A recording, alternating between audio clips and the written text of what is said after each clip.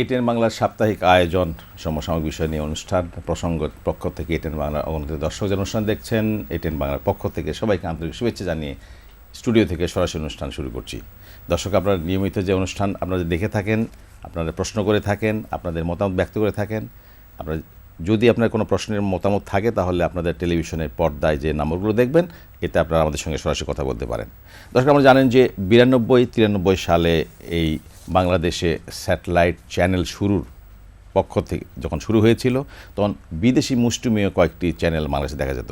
1997 সালে এটিএন বাংলার প্রথম যাত্রা শুরু করে এবং এটিএন বাংলার এই যাত্রা শুরু পরপর এ পর্যন্ত প্রায় 28টি চ্যানেল বাংলাদেশে চলে আসছে।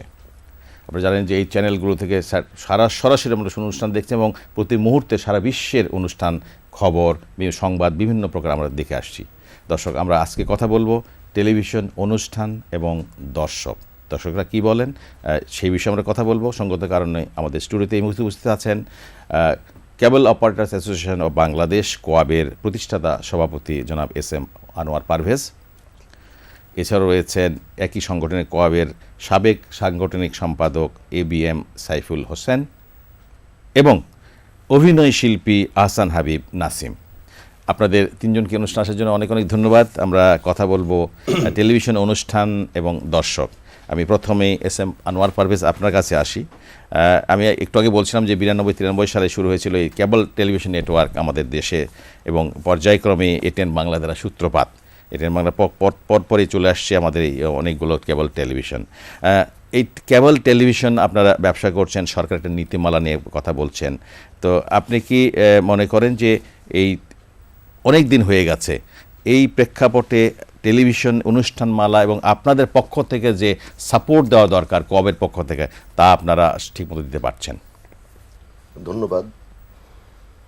আজকে 92-93 সালের যাত্রা শুরু এই কেবল টেলিভিশনের, আর যেটা আপনি বলেছেন যে 1997 সালে প্রথম এটিএন বাংলাদেশের স্যাটেলাইট চ্যানেল হিসাবে আবির্ভাব হয়। মানে আমরা যে অবকাঠামোটা তৈরি করেছি, যেটা শুরু করেছিলাম 92 সালে, তখন শহরকেন্দ্রিকভাবে কিন্তু অল্প কিছু পরিসরে কিন্তু এই স্যাটেলাইট কেবল টেলিভিশন দেখা যেত। CNN, BBC এবং আর কয়েকটি চ্যানেলের মাধ্যমে কিন্তু শহরকেন্দ্রিক ছিল, কিন্তু পরবর্তীতে অত্যন্ত দ্রুততার সাথে বিশেষ করে 96 সালের পর থেকে এটা গ্রামান্তরে পর্যন্ত বিস্তৃত হয়েছে। আমি মনে করি যে আজকে বাংলাদেশের মানে কয়েক লক্ষ লোকের একটি কর্মসংস্থানের খাত তৈরি হয়েছে আজকে এই স্যাটেলাইট কেবল টেলিভিশন নেটওয়ার্ক, এবং মানে এই অবকাঠামোর উপরে নির্ভর করে আজকে বাংলাদেশে 28টি দেশীয় স্যাটেলাইট চ্যানেল কিন্তু পরিচালিত হচ্ছে। তো সব কিছু মিলিয়ে কিন্তু এখানে কয়েক লক্ষ লোকের একটি মানে কর্মসংস্থানের অনেক বড় একটা জায়গা তৈরি হয়েছে। আমরা যেমন এখন এটাকে অচিরেই একটি ইন্ডাস্ট্রি হিসাবে ডিক্লেয়ার করার জন্য আমরা দাবি জানিয়েছি, এবং আমরা কিন্তু বিগত বেশ কয়েক বছর যাবতীয় কিন্তু আমরা বলছি যে এটাকে খুব দ্রুত যেন শিল্প হিসাবে ঘোষণা করা। আমি আসছি আপনার কাছে ইন্ডাস্ট্রির ব্যাপারে, যেহেতু আপনি বলছেন যে আমিও বলেছি যে প্রায় 28টি চ্যানেল চলছে। আহসান হাবিব নাসিম, আপনি অভিনয় শিল্পী এবং বিভিন্ন এই মিডিয়াতে আপনি কাজ করে আসছেন।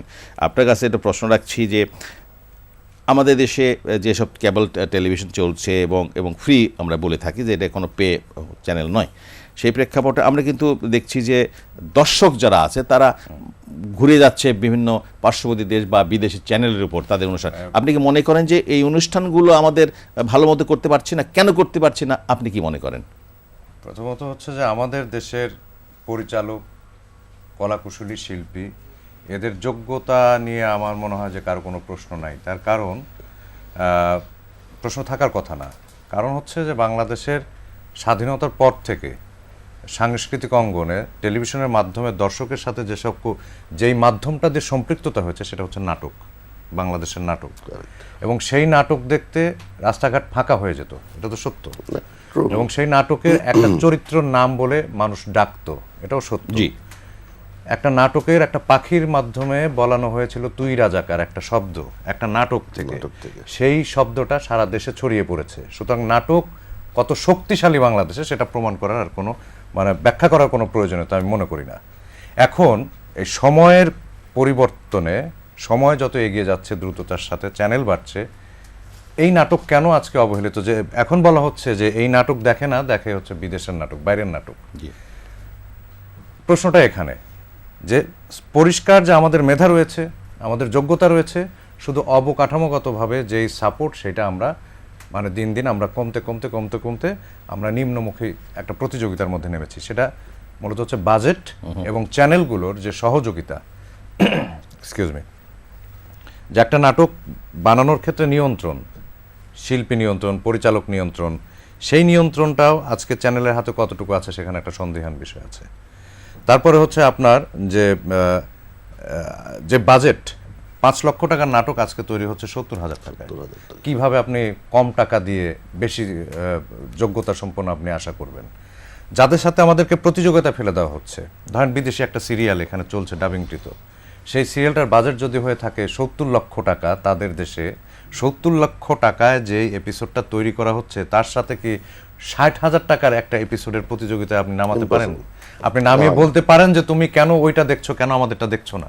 আপনি অভিনয় শিল্পীর সেজন্য আমি একটু সংগঠনের সঙ্গে জড়িত আছেন। একটু শেষ করি সেই জায়গা থেকে, যে সুতরাং আমাদের যেহেতু শিল্পী কলাকুশলী এরা অনেক দিন ধরে একটা চর্চার মাধ্যমে আপনার এগিয়ে এসেছে, একটা কর্মক্ষেত্র তৈরি হয়েছে, তাদের যথেষ্ট মেধা রয়েছে, তাদের এই সুযোগটা করে দিতে হবে যাতে করে বিদেশের ওই প্রোগ্রামগুলোর সাথে আমরা প্রতিযোগিতায় নামতে পারি এবং আমাদেরকেও প্রমাণ করতে পারি যে আমাদের অনুষ্ঠান তাদের অনুষ্ঠান ফেলে দেখবে। সেই সুযোগটা আমাদেরকে দিতে হবে। ধন্যবাদ। আমি পরে আসছি আপনার কাছে।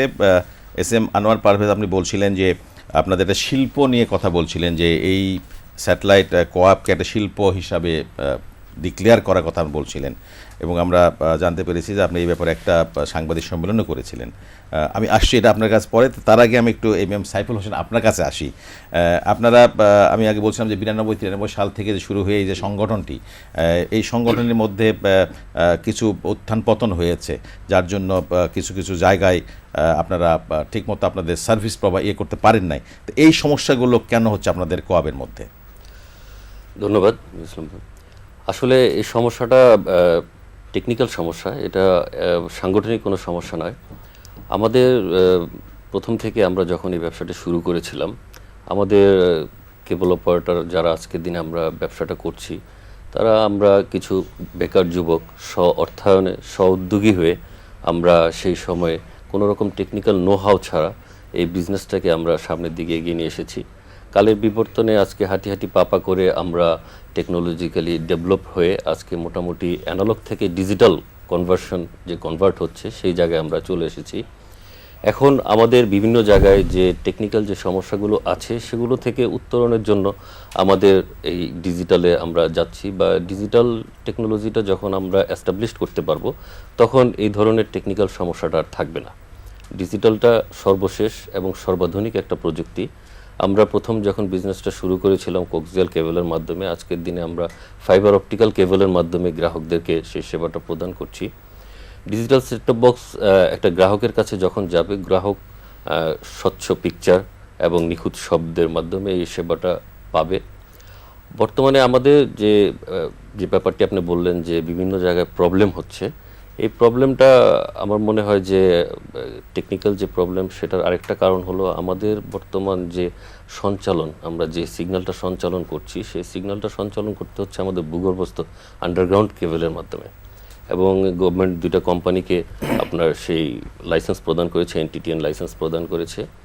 তো সেই ভূগর্ভস্থ সঞ্চালন লাইনে সম্প্রচার করতে গিয়ে অনেক সময় দেখা যায় কোনো জায়গায় যদি কেবল কাটা পড়ে তাহলে সেটা আপ হতে হতে অনেক সময় 1 দিন 1.5 দিন সময় লেগে যায়। এই সময়টুকুতে আমাদের গ্রাহকরা একটা বিশাল ভোগান্তিতে পড়ে, কারণ এটার পিছনে অন্যতম কারণ হচ্ছে তাদের সেই পর্যাপ্ত লোকবল নেই এবং সেরকম দক্ষ লোক নেই, যে কারণে এই প্রবলেমগুলো হচ্ছে। সঞ্চালকের মাধ্যমে আমার একটু মানে ওনাদের কাছে একটা প্রশ্ন আর কি, যে ওনারাই তো মানে প্রোগ্রামগুলোকে ছড়িয়ে দেন দর্শকের কাছে। একটা বিষয় নিয়ে আমাদের দর্শকদের মধ্যে আমরা যখন কথা হয় একটা সমস্যা কথা শুনি, সেটা হচ্ছে যে কোন চ্যানেলটা কত নাম্বারে সেইটা মানে নির্ধারণ করে সেটা মনে রাখাও একটা ডিফিকাল্ট। যে 3 মাস আগে এটিএন বাংলা ছিল 2 নম্বরে, 3 নম্বরে, 1 নম্বরে, ওটা চলে গেছে 30-এ বা 45 নম্বরে। তো এই যে নাম্বারের যে জি, জি, ইয়েটা জি, জি, হয়, জি। ওঠানামাটা হয়, এতে করেও আপনার কিছু দর্শকের মানে দর্শকদের এটা সমস্যা ফেস মানে যখন চ্যানেল ঘুরাবেন যখন তখন দেখবেন আর কি, জি। এবং আরেকটা প্রস্তাব আমার মনে হয় যে এসেছিল যে একদম আমাদের বাংলাদেশি জি, যে চ্যানেলগুলো সব এক থেকে এক থেকে শুরু হবে, এবং জি। সেটা মনে হয় একটা কমিটমেন্টও ছিল যে এটাই করা হবে এবং ইনফ্যাক্ট এখন আমরা ঠিক আছে, আমরা এই ব্যাপারে অবশ্যই শুনবো, একটু মানে জি, যদি আচ্ছা, বলতেন। আমি এই ব্যাপারে শুনবো। আমি আমি ধন্যবাদ আপনাকে, আপনি সুন্দর একটা প্রশ্ন করেছেন। আমি প্রশ্নটা অবশ্য আমি একটু ইয়ে করতে চাইছিলাম যে বাংলাদেশি চ্যানেলগুলা এক থেকে শুরু করার জন্য। ধন্যবাদ আপনাকে এবিএম সাইফুল হোসেন। আমি যে জিনিসটা আপনার কাছে আসছি আনোয়ার পারভেজ, সেটি হলো যে আপনারা একটা সেবামূলক প্রতিষ্ঠান, আপনারা নিজেরা বিনিয়োগ করে সেবা দেওয়ার জন্য একটা সার্ভিস ওরিয়েন্টেড অর্গানাইজেশন। তো আপনি একটু আগে বলছিলেন যে আপনারা শিল্প হিসাবে ডিক্লেয়ার করার জন্য, তো সেবা কি আপনি ঠিকমতো করতে পারছেন এবং কেন এটা শিল্প হিসাবে করা হবে? সেবাটা মাঝে মধ্যে আমরা লক্ষ্য করছি খুব বেশি ডিসরাপ্টেড হচ্ছে, তো এই ব্যাপারে আপনার কি মতামত? যেটা সোহেল সাহেব একটু আগে বলে গিয়েছে যে সেবার ক্ষেত্রে যে প্রতিবন্ধকতাটা, তো সেটা কিন্তু আগে ছিল না, যেহেতু দুটো এটিএন কোম্পানির মাধ্যমে, আমরা ঢাকা সিটির মেট্রো সিটির কথা বলছি, আমি বাইরের কথা বলছি না, তো সেখানে যে প্রবলেমটা হচ্ছে উনি কিন্তু বলে গিয়েছে। আমি ভাইয়ের ওই কথাটা থেকে আসি যে বাংলাদেশি চ্যানেলগুলি মানে সিরিয়াল করে একসাথে দেওয়ার জন্য ফাইন, আর এই জন্যই আমার ইন্ডাস্ট্রি হিসাবে ডিক্লেয়ার করাটা, কারণ বিকজ সারা ওয়ার্ল্ডে কিন্তু কেবল টেলিভিশনের সর্বশেষ প্রযুক্তি হলো ডিজিটাল, তো যেটা আমরা অলরেডি নিজেরা মানে স্ব উদ্যোগে শুরু করেছি, কিন্তু সবার এটা কিন্তু ব্যয় সাপেক্ষ। এই জন্য যে এটা ইন্ডাস্ট্রি যদি ডিক্লেয়ারটা করা হয় যে সেট টপ বক্সগুলি যে অপারেটররা যেন অল্প মূল্যে নিতে পারে এবং ব্যাংক থেকে যেন একটা মানে লোন নিতে পারে, সেই ব্যবস্থাগুলি করা কিন্তু মানে অতি জরুরি। যার জন্য আমি মনে করি যে এটার বিকল্প আর কোনো ইয়া নাই, যে ইন্ডাস্ট্রি ডিক্লেয়ার করলে অন্তত এই শিল্পটা যেখানে কয়েক লক্ষ লোক এখানে সরাসরি একটা কর্মসংস্থান তৈরি হয়েছে, সেটাকে টিকিয়ে রাখার জন্য। ধন্যবাদ আপনাকে।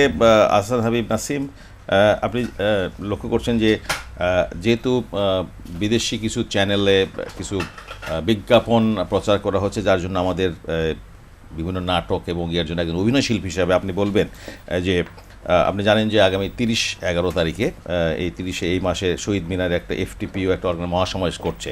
এটা আপনাদের ইয়ের জন্য, যেন আমাদের অনেক চলে যাচ্ছে, অনেক বিজ্ঞাপন বিদেশে চলে যাচ্ছে এবং আমরা আর্থিকভাবে ক্ষতিগ্রস্ত হবে এবং এই 28টি বা 30টি চ্যানেল, আরও তো চ্যানেল আসবে, এই ব্যাপারে আপনি কি ভাবছেন? আচ্ছা, আমি শুরুতেই পারভেজ ভাইয়ের একটা কথার একটু মানে দ্বিমত পোষণ করে বলি, আমার পয়েন্টে আসছি। সেটা হচ্ছে গণমাধ্যমে যারা কাজ করবে ওনারাও এক ধরনের গণমাধ্যমের সাথেই যুক্ত, তার কারণ দর্শক এবং অনুষ্ঠান এই দুটো সংযুক্ত ঘটাচ্ছেন ওনারা।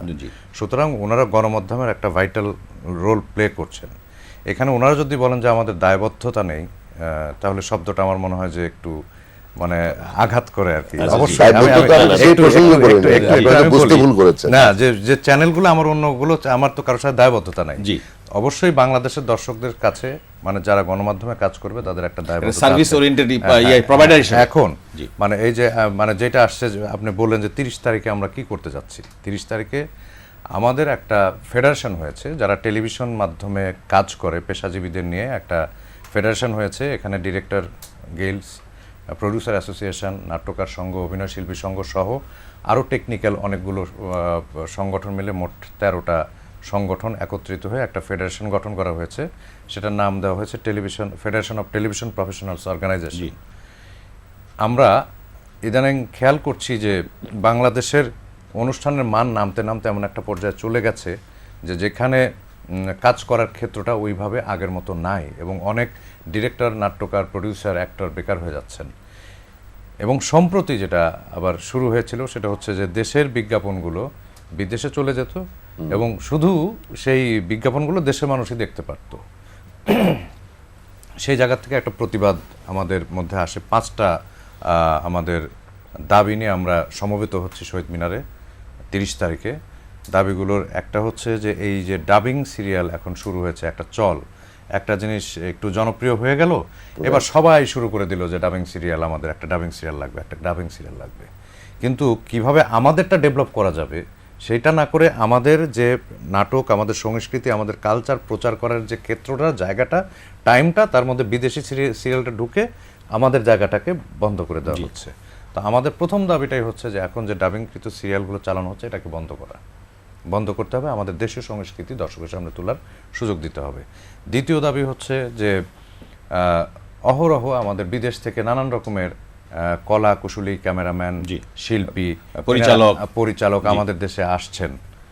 প্রত্যেকটা দেশে আমাদের শিল্পী কলা কুশলীরা যখন শুটিং করতে যান, তাদের যত রকমের নিয়ম কানুন প্রতিবন্ধকতার মধ্য দিয়ে কাজ করে আসতে হয়। আর আমাদের এটা মনে হচ্ছে যে একটা উন্মুক্ত জায়গা, এখানে দেখার কেউ নাই, শোনার কেউ নাই এবং বোঝারও কেউ নাই।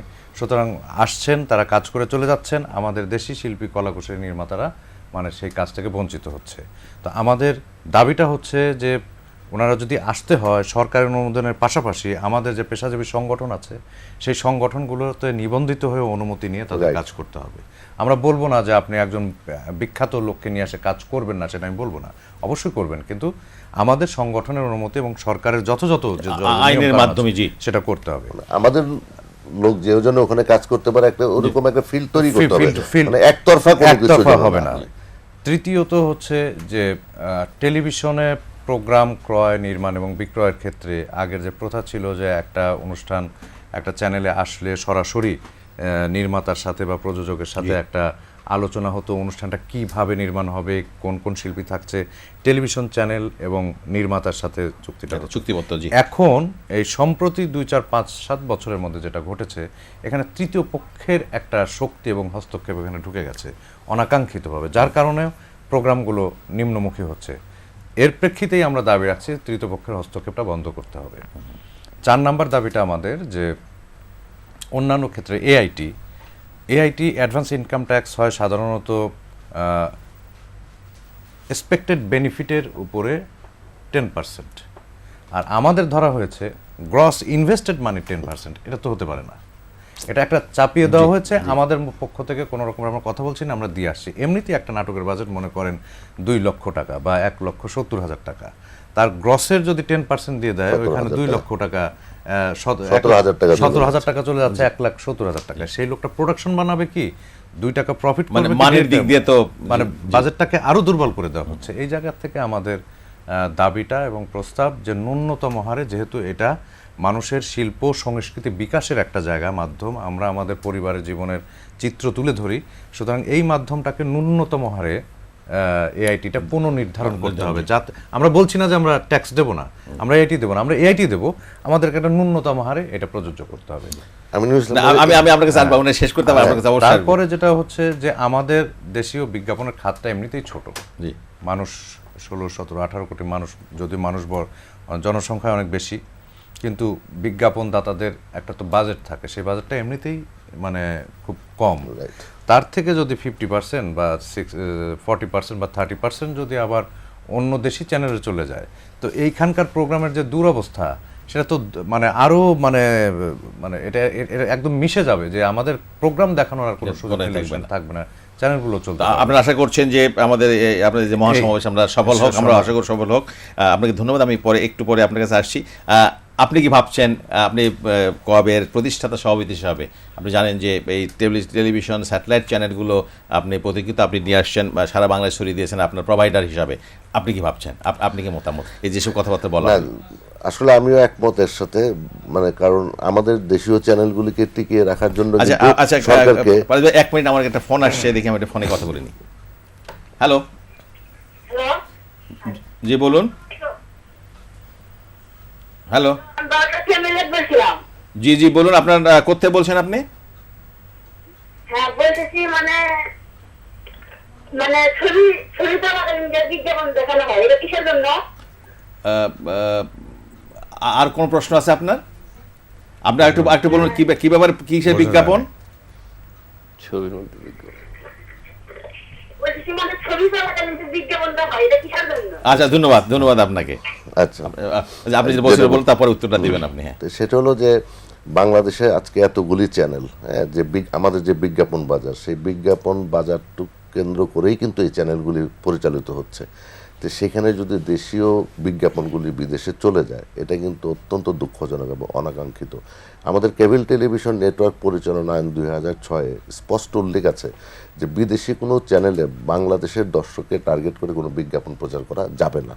তো যেটা মানে একটা গুড নিউজ আছে এর মধ্যে, যে আসলে যদি সেটা চাওয়ার মতো লজিক থাকে, যদি যুক্তি থাকে সেটা কিন্তু অবশ্যই আদায় হয়। ইতিমধ্যে কিন্তু অলরেডি দুইটা কোম্পানিকে চিঠি দিয়ে দিয়েছে তথ্য মন্ত্রণালয় যে ইমিডিয়েট এইগুলি কেন বন্ধ করা হবে না জানতে চাই, এবং আমরা যতদূর জানি আমরা ব্রডকাস্টার লেভেলে কথা বলেছি এবং তারা নিজ উদ্যোগেই অলরেডি কিন্তু বিদেশি চ্যানেলগুলিতে কিন্তু বিজ্ঞাপন প্রচারটা বন্ধ হয়ে গেছে। এটা কিন্তু একটা সুখবর, এবং আমিও সবার সাথে একমত যে এটা আমাদের একটা প্রাইভেট স্যাটেলাইট টেলিভিশন যেটা, এটাও একটা ইন্ডাস্ট্রি, আমরা একটা ইন্ডাস্ট্রি, আমরা পরস্পরকে সহযোগিতার মাধ্যমে এই দেশের শিল্প সংস্কৃতি এবং আমাদের বাংলাদেশের যে ঐতিহ্য, যেটা একসময় নাটকের চরিত্র নিয়ে কথা বলতো, নাটকের জন্য একটা চরিত্র নিয়ে মানুষ রাস্তায় মিছিল পর্যন্ত করেছে, আমরা সেই জায়গাটাতে আমরা ফেরত যেতে চাই।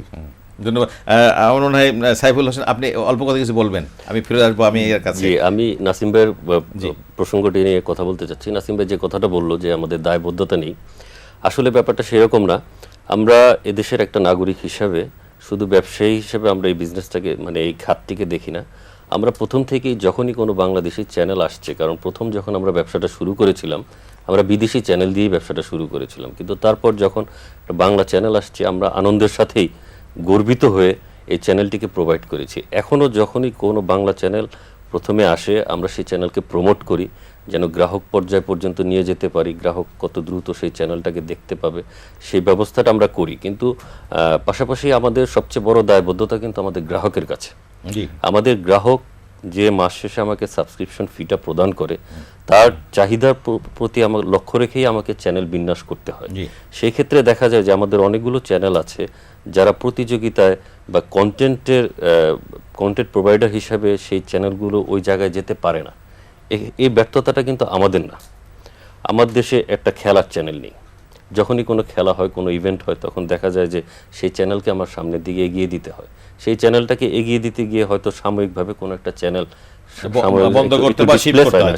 বন্ধ করি না, আমরা একটু এক জায়গা থেকে আরেক জায়গায় শিফট করি, সেটা গ্রাহক চাহিদার উপর খেয়াল রেখে আমাদের করতে হয়। ধন্যবাদ। আমি আরেকটা ব্যাপারে আহসান হাবিব নাসিম আপনার কাছে বলছি, আপনি একটু বলছিলেন যে বাজেটের কথা বলছিলেন, যে নাটকের বাজেট, কিন্তু আমরা লক্ষ্য করেছি বাজেট ছাড়াও অনেক সময় দেখা যায় যে আমাদের কৃষ্টি এবং সভ্যতা থাকলেও নাটকের গল্প এটা ঠিকমতো দর্শকদের আকর্ষণ করতে পারছে না। সেই বিষয়টা আমি একটু বলি। আকর্ষণ করতে পারছে না কেন? আকর্ষণ করতে পারছে না যে প্রথমত এটা আমার অভিনয় শিল্পী হিসেবে আমার এক্সপিরিয়েন্স থেকে আমি বলি, আমি যখন শুরু করেছিলাম নাটক তখন একদিনে একদিনে সিকোয়েন্স করতাম আমরা 7টা থেকে 8টা দৃশ্য করা হতো। এখন আমি করছি 22টা একদিনে সিকোয়েন্স করছি। তো বলা হচ্ছে আপনি ড্রেসটা চেঞ্জ করেন, বললাম যে ভাই একটু ফার্মলিং ছিল, বললো না ভাই ঠিক আছে ওটা খুব কানে লাগছে না। উনি বা কেন এরকম করছেন?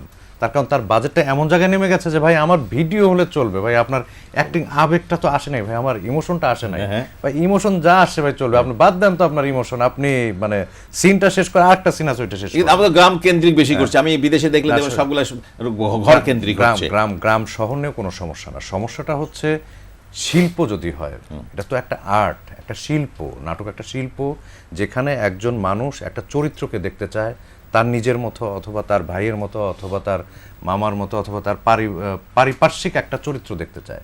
সেই চরিত্রটা দেখতে হলে সেখানে একটা শিল্প গড়ে উঠতে হবে, তাকে সেই সুযোগটা দিতে হবে, ওই টোটাল জায়গাটাতে একটা সুযোগ তৈরি করে দিতে হবে। সেটা প্রথমত বাজেট, দ্বিতীয়ত হচ্ছে আপনার যেই নিয়ন্ত্রণটা এরকম। আর আমি যেটা বলছি করে আসো, এখন যোগ্য লোকের হাতে আপনি কাজটা না দিয়ে আপনি যদি অযোগ্য লোকের হাতে কাজ দেন, যেই লোকটা নাটক বানাতে পারে তাকে নাটক না দিয়ে যেই লোকটা আপনার ধরেন যে অন্য প্রফেশনে তার হাতে আপনি যদি কাজটা দিয়ে দেন, তাহলে তো আপনার এই দশা হবে আজকে।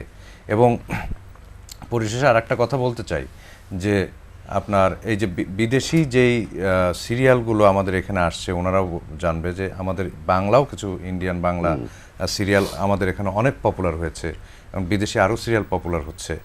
আমাদের সংস্কৃতির মধ্যে কি ছিল? আমাদের একটা সংস্কৃতির বন্ধন ছিল যে আমরা পারিবারিক গল্প দেখাতাম, সেখানে কোনো অবৈধ মেলামেশা, পরকীয়া, ধর্ষণ, লুটতরাজ, খুন এই বিষয়গুলো কিন্তু খুব একটা প্রাধান্য পেত না। সেখানে আমাদের সামাজিক যে প্রেক্ষাপট এটা একটা প্রাধান্য পেত এবং এই আবেগটাই মানুষ পছন্দ করত। ওইখান থেকে হঠাৎ করে যখন মুক্তভাবে আমাদের সামনে দেখা যাচ্ছে একটা পরকীয়া দৃশ্যের একটা লোভ, লালসা, জি। এটা তো মানুষের ভেতরে একরকমের লালন মানে এক রকমের থাকে, সেটাকে যখন অবলীলায় আমার সামনে দেখতে পাচ্ছি তখন তো মানুষ সেদিকে ঝুঁকে পড়বে। এখন আমাকে একটা দর্শক একজন প্রশ্ন করেছিল যে আচ্ছা ভাই, টেলিভিশনে মানে আপনারা কোন নীতিটা ফলো করেন? আমি বলছি টেলিভিশন নীতি তো আমরা করি না, আমরা তো অভিনয় করি। বলছে যে না, এটা কি একটু জানার দরকার যে বাংলাদেশের টেলিভিশনে কোন নীতি ফলো করা হয়, যে দর্শক যেটা দেখতে চাবে আপনার টেলিভিশন তো সেটাই দেখানো উচিত। জি। তো আমি বললাম যে মানে ব্যাপারটা বুঝলাম না। তো বলছে যে না, দর্শক যেটা দেখতে চায় টেলিভিশন তো সেটাই দেখাবে। আমি বলছি অবশ্যই সেটা দেখাবে না, কারণ দর্শক অনেক কিছু দেখতে চায়। দর্শক অনেক কিছু দেখতে চায়, টেলিভিশন অবশ্যই অনেক কিছু দেখাবে না।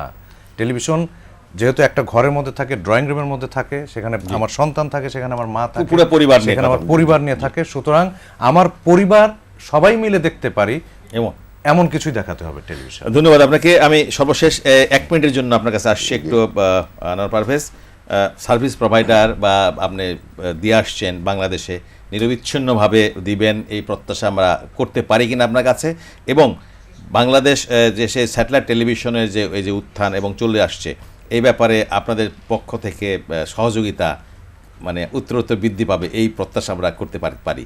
না, ইনশাল্লাহ যে কথাটা বলেছে যে আমরা যেখান থেকে শুরু করেছিলাম 92-93, সেখান থেকে কিন্তু আজকে আমরা অনেক উন্নত টেকনোলজির দিকে আমরা এগিয়ে যাচ্ছি। তা আমি বিশ্বাস করি ইনশাল্লাহ যে সবার সহযোগিতা থাকলে, সরকারের সহযোগিতা থাকলে আজকের যে ছোটোখাটো যে সমস্যাগুলি আছে এগুলিও থাকবে না। আর সর্বোপরি আমি বলবো যে আমাদের দেশীয় চ্যানেল যেগুলি আছে তারা ভালো প্রোগ্রাম দেখ। আমার বিশ্বাস আমাদের দর্শক আমাদের সাথেই থাকবে, আমাদের দেশীয় চ্যানেলের সাথেই থাকবে, এবং আমরা সেই উন্নত সেবাটা পৌঁছে দেওয়ার জন্য আমরা সামনের দিনেও বিগত দিনের মতো নিরলস কাজ করে যাব। জি জি জি, বলুন, আপনি কি বলবেন? শেষ একটু বলতে চাই যে যেহেতু আমাদের 30 তারিখে television federation of Television professionals অর্গানাইজেশনের একটি শিল্পী কলাকুশলী সমাবেশ আছে, মহাসমাবেশ আছে। সুতরাং এই অনুষ্ঠানের মাধ্যমে আমি সকল শিল্পী কলাকুশলীদের আমন্ত্রণ জানাচ্ছি যে আমাদের টেলিভিশনের অনুষ্ঠানের এই দূর অবস্থা কাটিয়ে উঠতে আমাদেরকে একসাথে আমাদের উৎসব মুখর পরিবেশে আমাদের দাবিগুলো উত্থাপন করব। সবার অংশগ্রহণের জন্য আমন্ত্রণ জানাচ্ছি। ধন্যবাদ আপনাকে। এই অনুষ্ঠান আসার জন্য আমরা তিনজনকে অনেক অনেক ধন্যবাদ, এটিএন বাংলার পক্ষ থেকে এবং অনুষ্ঠান প্রসঙ্গের পক্ষ থেকে। দর্শক, আপনাদের ধন্যবাদ জানাচ্ছি এবং আগামী অনুষ্ঠান দেখার আমন্ত্রণ রইল। আপনারা ভালো থাকবেন, সুস্থ থাকবেন, নিরাপদে থাকবেন এবং দেখতে থাকবেন আপনাদের প্রিয় চ্যানেল এটিএন বাংলা অনুষ্ঠানমালা। সবাইকে ধন্যবাদ।